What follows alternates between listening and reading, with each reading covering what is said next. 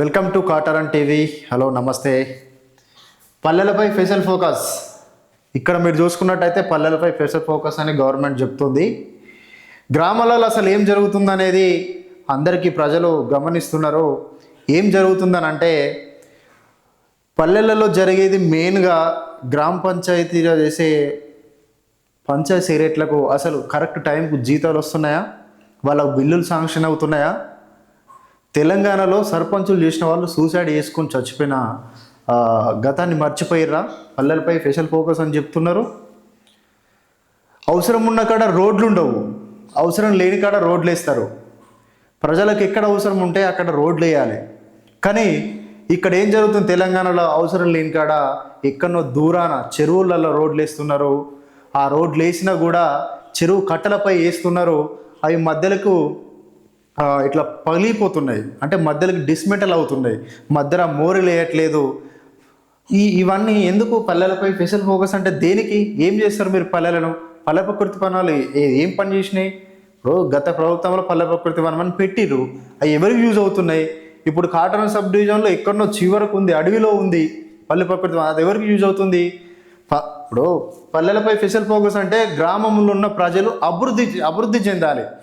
ఏ గ్రామాలలో ఏ ప్రజలు అభివృద్ధి చెందినరు అంటే ఈ వినేవాడు ఏదో సామెత ఉన్నట్టు చెప్పేవాడు కూడా అట్లనే ఉండాలి కదా. ఇప్పుడు మీరు కాదు భయ్, మీరు పాలకులుగా గెలిచిర్రు, మీరు ఏం చేసిర్రు? దగ్గర ఇప్పుడు 10-16 నెలలు అవుతుంది. తులం బంగారం ఇచ్చిర్రా? మీరు ఏమేమి పథకాలు పంచిర్రు ప్రజలకు?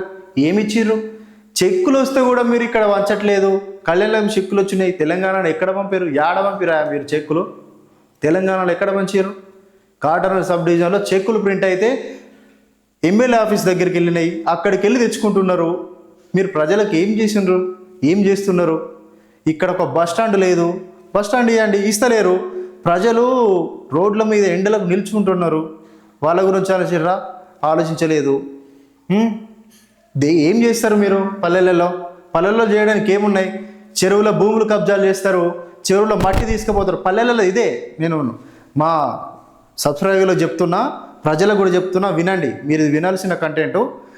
పల్లెలలో కోట్ల మట్టి దోసుకుంటున్నారు, మానేరులో ఇసుకపోతుంది. ఏం జరుగుతుంది పల్లెలలో? ఏం జరుగుతుంది? ఇదే కదా జరిగేది. ఏం జరుగుతుంది?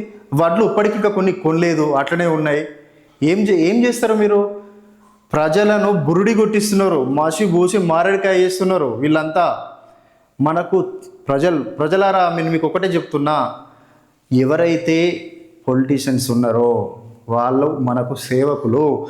మనకు పని చేయడానికి గెలిచిన వాళ్ళు, అంతే. మనం గెలిపించుకున్నాం, మనకు పని చేయడానికి గెలిపించుకున్నాం అంటే వాళ్ళు మనకు సేవకులు. వాళ్ళను మనం పని చేసుకోవడానికే ఎన్నుకున్నాం. మనకు పని చేయాలి. ఇది వస్తాడు, సార్ వస్తాడు, ఆయన వస్తాడు, ఇవన్నీ కాదు. మనకు పని చేయకపోతే మనం ప్రశ్నించాలి. ఈరోజు ఇక్కడ ఇది లేదు సార్, ఎందుకు లేదు? మిమ్మల్ని గెలిపించుకుంది ఎందుకు అని దానికోసం నిలదీసి అడగాలి. అడిగినప్పుడే, ప్రశ్నించినప్పుడే మనకి ఏదైనా లబ్ధి పొందుతుంది అనేది మీరు చాలా గుర్తుంచుకోవాలి. నేను ఎందుకు చెప్తున్నా అంటే పల్లెలపై స్పెషల్ ఫోకస్ అంటే అక్కడ ఏముండదు, ఉత్తదే. ఎందుకనంటే మీరు ఒకసారి మీ మనసును మీరు ప్రశ్నించుకోండి. పల్లెలలో ఏం జరుగుద్ది? గ్రామ పంచాయతీకి ఏం నిధులు వస్తాయి? ఆధార్ వస్తారు, 2 రోజులు ఉడిపిస్తారు, ముగ్గు పోస్తారు. ఇంకేమవుతుంది భయ్? ఇదే అవుతుంది పల్లెలలో. పల్లెలలో ఇండస్ట్రీలు పెడతావా? బిజినెస్ పెడతావా? ఓ పాల కేంద్రం పెడతావా? ఏం పెడతావు?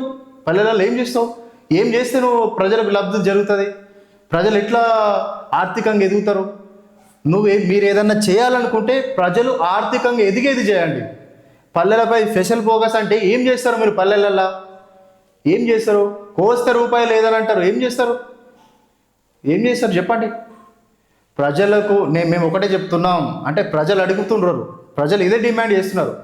ప్రజలకు గ్రామాలలో మీరు లబ్ధి పొందాలంటే పాల కేంద్రాలు పెట్టండి, లేకపోతే ఏదన్నా స్వీట్ తయారీ కేంద్రాలకు సంబంధించిన ఫ్యాక్టరీ పెట్టండి, ప్రతి గ్రామంలో పెట్టండి. తినుబండల మీద వాళ్ళకు అటు చేయండి. వాళ్ళు వ్యవసాయం చేసుకుంటారు, ఇటు ఫ్యాక్టరీలలో పని చేసుకుంటారు. అట్లాంటివి చేయండి. అది కదా ప్రజలకు లబ్ధి పొందేది. మేము పల్లెలపై స్పెషల్ ఫోకస్ చేస్తామంటే ఏం చేస్తారు పంచాయత్ సెక్రటరీలకే జీతాలు వస్తలేవు, మీరు ఏం చేస్తారు? మీకు కావాల్సిన ఏంటి?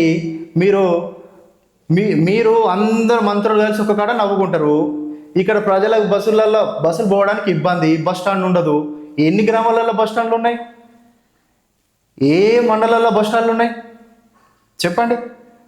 ఫస్ట్ మీరు గ్రామాలలోకి వెళ్ళాలంటే ప్రజలకు ఏ రకంగా లబ్ధి పొందుతారనేది ఒకసారి మీరు మీ మనస్సాక్షిని పరీక్షించుకోండి.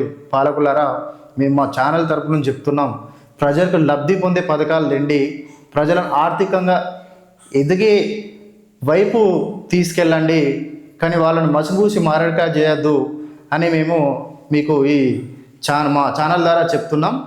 Okay, right. జై హింద్. భారత రాజ్యాంగం వర్ధిల్లాలి.